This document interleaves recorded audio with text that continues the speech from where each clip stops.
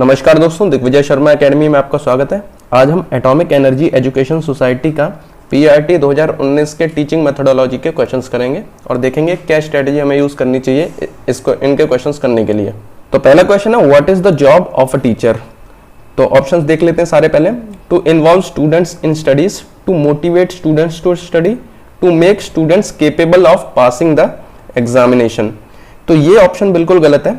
Teaching की अगर आप प्रिपरेशन कर रहे हैं तो आपको ये पता होना चाहिए कि सिर्फ एग्जाम को पास करवाना टीचर का काम नहीं होता है।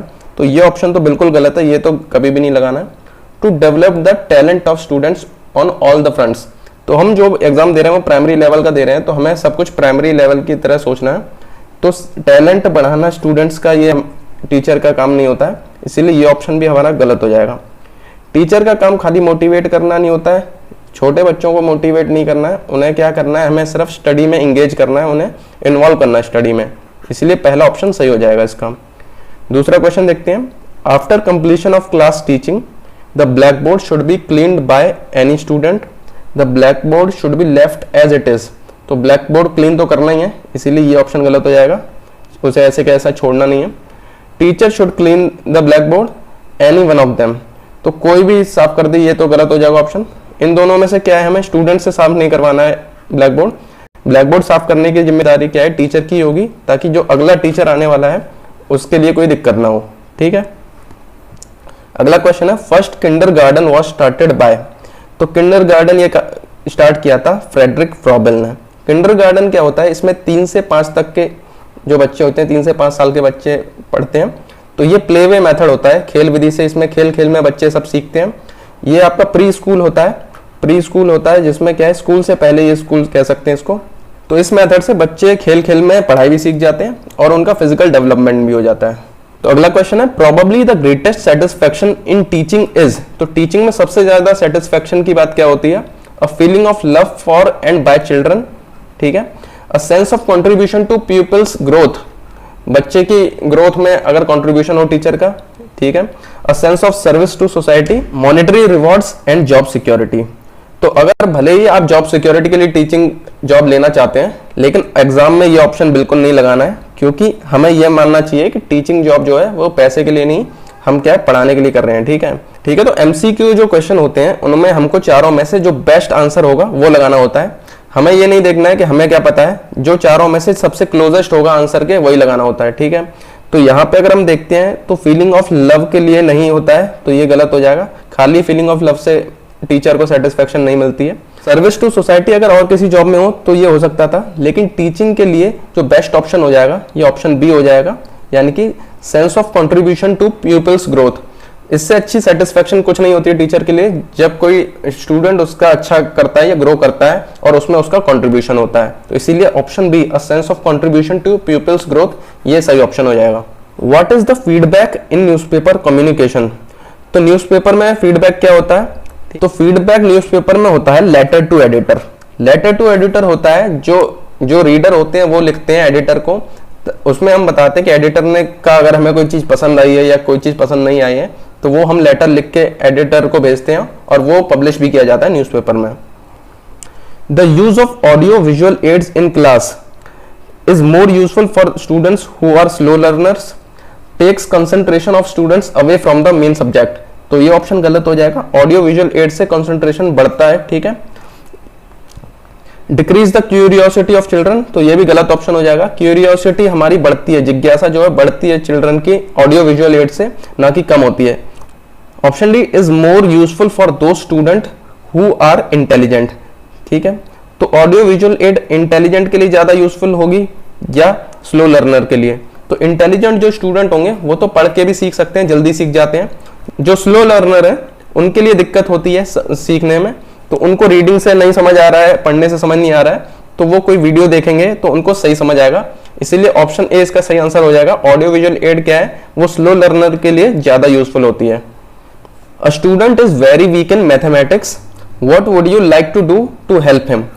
तो कोई स्टूडेंट वीक है मैथमेटिक्स में, तो क्या करेंगे हम, you would order the most intelligent student in mathematics of the class to help the weak student. तो हम ये ऑप्शन गलत हो जाएगा, क्यों? क्योंकि हम किसी स्टूडेंट से बच्चों को सिखाने के लिए नहीं कहेंगे, हम खुद सिखाएंगे। ठीक, टीचर जो है वो किसी और स्टूडेंट से नहीं कह सकता है, ठीक है, वो अपने आप ही बच्चों को सिखाएगा। You would give proper advice to the parents of the student in the context.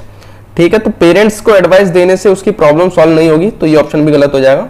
You would get an advice from the principal in this context, तो प्रिंसिपल का तो कोई मतलब ही नहीं है यहाँ पे, तो ये भी गलत हो जाएगा।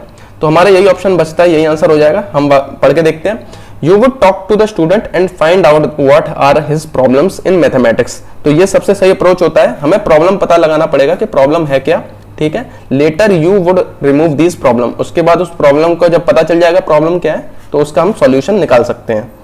तो ये ऑप्शन सही हो जाएगा, option B. Which of the following talked about the improvement of quality of teachers training? तो टीचर की ट्रेनिंग की क्वालिटी इंप्रूव करने की बात सबसे पहले किसने कही थी? तो ये कोठारी कमीशन में कही गई थी सबसे पहले, टीचर की क्वालिटी इंप्रूव करने की बात, ठीक है। कोठारी कमीशन में और भी बात की गई थी, जिसमें कि 6 से 14 साल के बच्चों के लिए फ्री एजुकेशन की बात की गई थी, और 3 लैंग्वेज फॉर्मूला यहाँ पे लाया गया था। 3 लैंग्वेज में एक तो आपकी मदर टंग हो जाएगी, दूसरी इंग्लिश, और तीसरी कोई भी रीजनल लैंग्वेज भी सीखनी होगी आपको। इसके अलावा कोठारी कमीशन में मैथ्स और साइंस के ऊपर भी बहुत ज्यादा एम्फेसिस दिया गया था। हंटर कमीशन जो है वो पहला एजुकेशन कमीशन था इंडिया का, ठीक है, ये याद रखना है। तो इसी तरह से और भी एजुकेशन कमीशन आए हैं, तो जो कि बहुत ज्यादा इंपॉर्टेंट टॉपिक हो जाता है पीआरटी एग्जाम के लिए। तो मैं इसके ऊपर एक अलग से वीडियो बना दूंगा, तो आप चैनल को सब्सक्राइब कर लीजिए।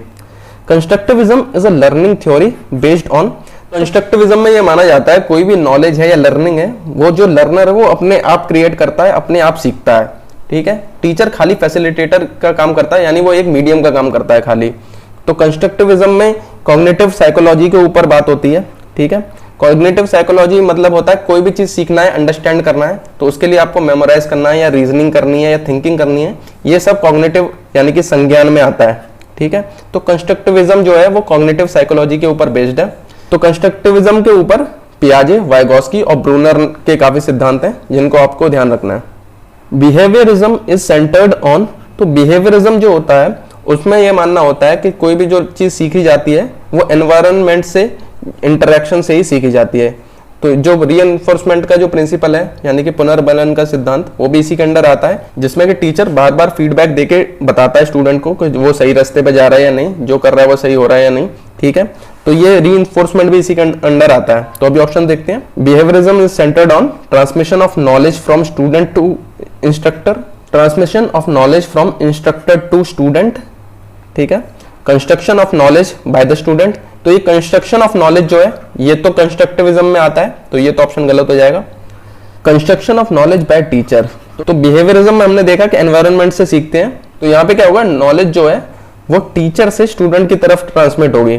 तो transmission of knowledge from student to instructor ये गलत हो जाएगा, transmission of knowledge from instructor to student होगा, ये ऑप्शन सही हो जाएगा। टीचर से जो नॉलेज है वो स्टूडेंट की तरफ आएगी, स्टूडेंट से टीचर की तरफ तो जा ही नहीं सकती, तो ये गलत हो जाएगा, ठीक है।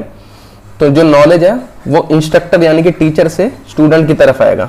हमारे क्वेश्चन यही खत्म होते हैं। अगर आपको टीचिंग मेथोडोलॉजी AWS के लिए तैयार करनी है तो सीटेट के प्रीवियस ईयर क्वेश्चंस काफी होंगे, ठीक है, ज्यादा हाई लेवल पढ़ने की जरूरत नहीं है, इजी लेवल आप देख सकते हैं। और अगर आपको किसी टॉपिक में दिक्कत हो रही है तो आप कमेंट सेक्शन में वो टॉपिक बता दीजिए, उसके ऊपर मैं वीडियो बना दूंगा। साथ ही इससे रिलेटेड और भी AWS से रिलेटेड बाकी टॉपिक से भी मैं वीडियो बनाने वाला हूं, इसीलिए आपको अगर इसकी तैयारी करनी है तो दिग्विजय शर्मा एकेडमी को सब्सक्राइब जरूर कर लीजिए। अगर आपका कोई फ्रेंड AWS PRT की तैयारी कर रहा है तो उससे ये वीडियो जरूर शेयर कीजिए। मिलते हैं अगले वीडियो में।